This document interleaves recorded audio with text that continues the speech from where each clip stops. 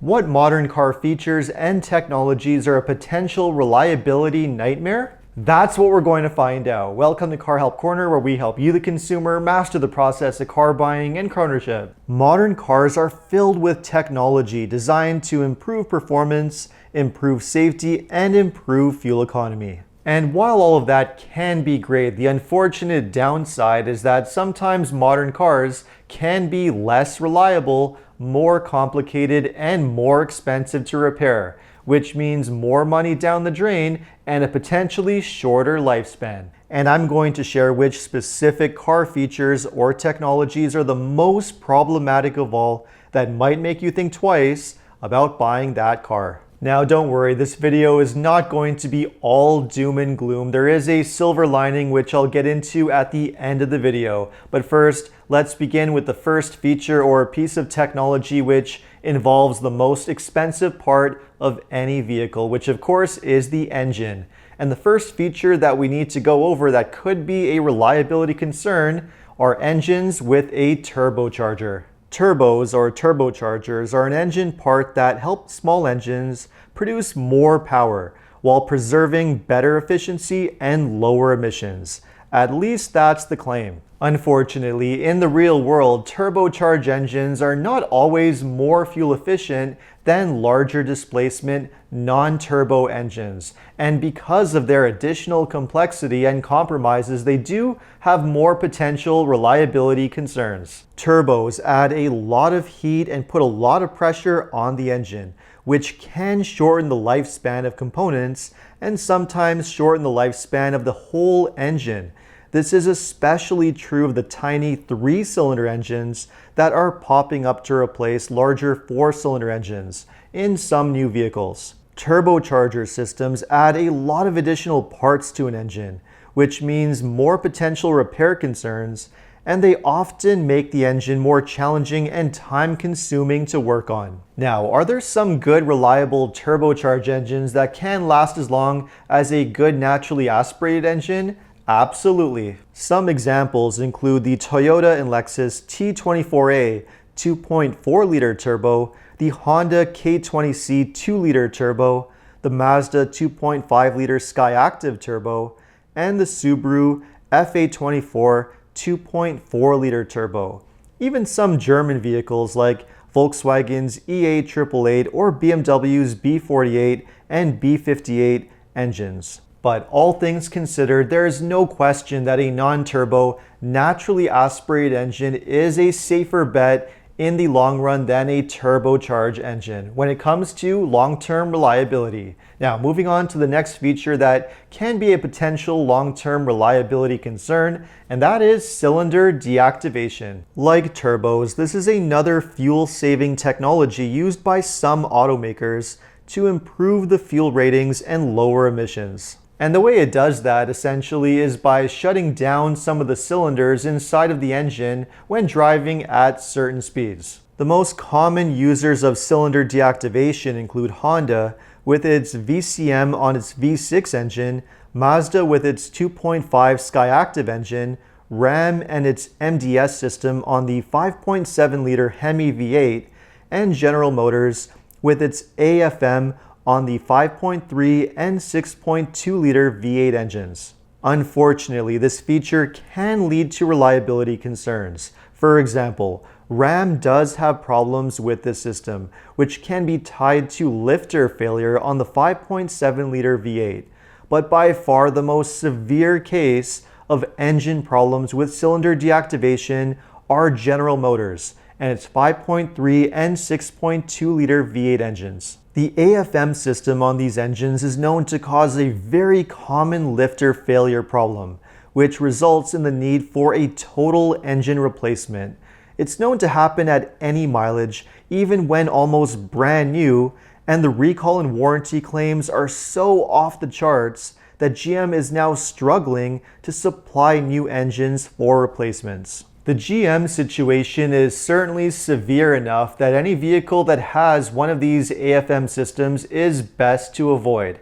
But that's not always the case with cylinder deactivation in other vehicles, which are nowhere near as bad or sometimes not even a concern. That's certainly the case with Mazda and with Honda. It is not a deal breaker, so with this feature it does depend on the vehicle and the automaker. Another car feature or piece of technology where this is often the case is direct injection. Again, another somewhat complicated piece of fuel-saving technology. With a direct injection engine, the fuel-air mixture gets sprayed directly into the engine cylinders under very high pressure, rather than through the intake system on a traditional port fuel injection engine. The benefit, however, of a traditional port fuel injection engine is that the air-fuel mixture creates a cleaning effect on the engine's intake valves. Unlike with a direct fuel injection engine where, because the air-fuel mixture gets sprayed directly into the cylinders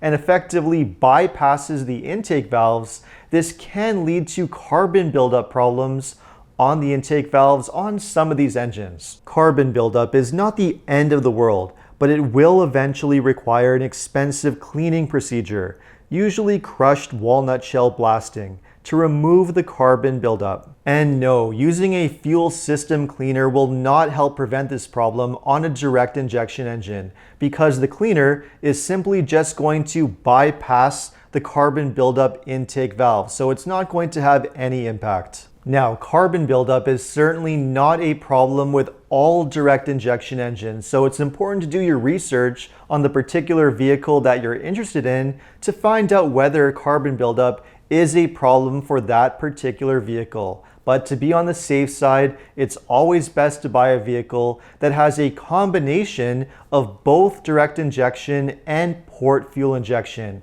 which will prevent the carbon buildup issues altogether. Now, moving on to the next feature or piece of technology that should be avoided when it comes to reliability. And this is a feature that I, like many others, absolutely despise. And that feature is engine start-stop. This is the feature that shuts off the engine when you come to a stop at a light or stop sign. Again, designed to save fuel, but it is an incredibly annoying feature that sometimes causes jerky or abrupt starts that can get irritating with time. In the long run, the constant shutting on and off of the engine can lead to accelerated wear on certain parts, like the starter, and there are reported problems with this feature. A notable example is Honda, which is currently being investigated for problems related to this feature on certain vehicles that can fail to restart after the engine shuts off. Now, it is important to note that this has nothing to do with hybrid vehicles, which are designed to work this way, where it's totally normal and fine. But for regular gas engine vehicles, stop-start is an annoyance that's best to deactivate if you have a vehicle that has it, or just try to avoid altogether. And now to change things up from the engine, let's move on to another major and expensive part of any vehicle, and that is the transmission. Now, unfortunately, modern technology has taken its toll on transmissions, and a great example of that is with the DCT. Unlike a conventional automatic transmission, a DCT or dual clutch transmission is essentially a manual transmission with two computer-controlled clutches that do the shifting for you. Designed to save a bit of fuel, what a surprise, I know. These transmissions unfortunately have a history of sometimes having rough or jerky shifting and sometimes complete premature transmission failure. Big examples include Ford with its 6-speed power shift transmission, Hyundai with its 6-speed and 8-speed DCTs, and Kia as well. Not only is the premature failure rate of these transmissions high, but they are incredibly complicated and expensive to repair or replace. They have their place in sports cars or performance vehicles, but for regular everyday vehicles, they are just best to avoid. And of course, while on the subject of transmissions, we can't forget the next type of transmission, which is the CVT. The CVT, or continuously variable transmission, is certainly not a deal breaker because they have been around for many years and many automakers have figured out how to make them reliable and trouble-free. but there are some automakers which struggle to make CVTs that work properly that don't fail prematurely. Nissan is easily the best example of this. Their Jatco brand CVTs are notoriously fragile and known to fail at low mileage, often right outside the warranty period. This is especially true on the older models, and many other brands had a rough start with their early CVTs, including Subaru, Honda, Mitsubishi, Kia, Hyundai, and others. Most of them have improved significantly to the point where failures are no longer a major concern. And at this point, it's important to make a crystal clear distinction between a regular CVT and an eCVT, which are used on hybrid vehicles and are completely different. Unlike regular CVTs, which are belt-driven, eCVTs use a very simple and robust planetary gear set design and are known for being among the most reliable, trouble-free transmissions in existence today.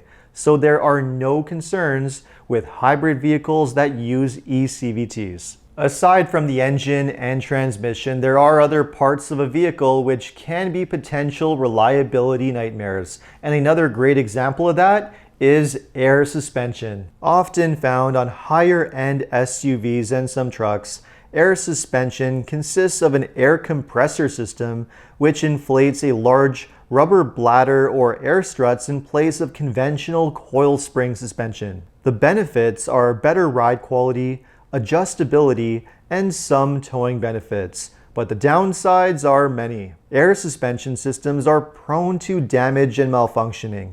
The bladders will eventually leak, and if they don't get replaced, the compressor will overwork itself and eventually fail too. And replacing air suspension components often cost a fortune.